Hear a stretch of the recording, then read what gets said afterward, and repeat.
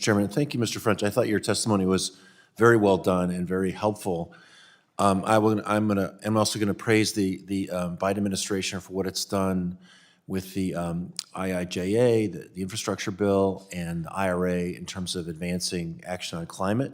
But I'm going to express to you the same frustration I've had with the administration I expressed to Mr. Ali Zaidi yesterday, which is accepting this litigation regime as a given. And you did that I think you very professionally. You're not here to criticize NEPA or any other laws. You've described them as part of your timeline when you work. It's just part of the game. I've been asking the administration in other contexts to tell us what we could do to make it go faster. We are facing this climate challenge that we describe as something we have to act on in 10 years. In my other committee, Energy and Commerce, we deal with transmission. It takes 10 years to build a power line.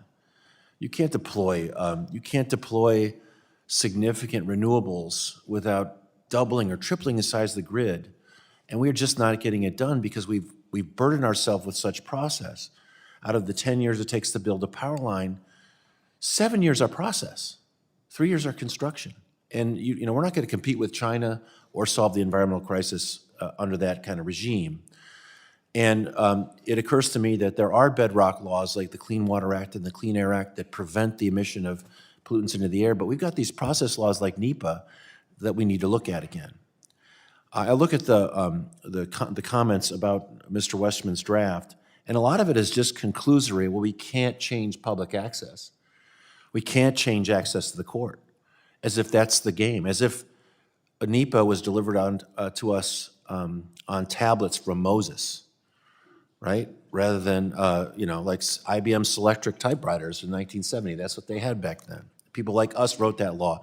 Those laws need to be adapted to today's challenge. And in the fire context, you can't be litigating over almost every tree. We cannot do that. I'm not asking you for a response. I'm telling you what I would like the Biden administration to tell me is how to make it better. This notion you can't go to arbitration or you can't go to an administrative proceeding instead of a federal court, where it's the complaint sits on a desk for a year before it's picked up. In the context of this, what we describe as an environmental crisis, and I just think I'm asking the administration. I'll ask through you. I think we need to do better. I think we need to figure out a way. Where is this essential? Where is it adding to environmental protection? And also, as environmentalists, I practiced environmental law for 15 years. So I know a little bit about the NEPA-style litigation. We got to ask what the trade-offs are. And time is our enemy now. So I don't want you building in time.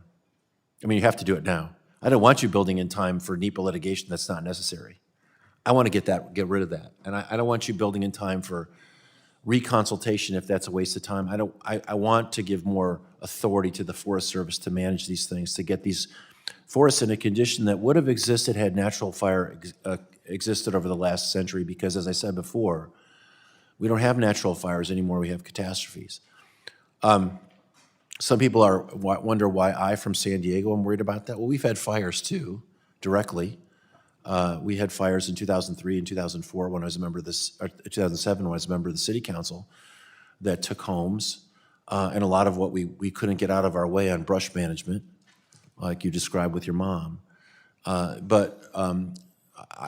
Just because I'm next to the ocean, I wouldn't claim the ocean as my district, right? The oceans and the forests are natural systems that affect the entire world. We've all got to be in this game, and I'm just not going to sit here and say that the way we've done it always is the way we should do it just because we've always done it always. And some of these arguments I see, I'll just let people know who are here, are very conclusory, like as though expanding categorical exclusions in itself is an argument that persuades me. It doesn't. If expanding categorical exclusions is a way we can help these forest systems be healthy, I'm all for it, because I'm for the environment, not for these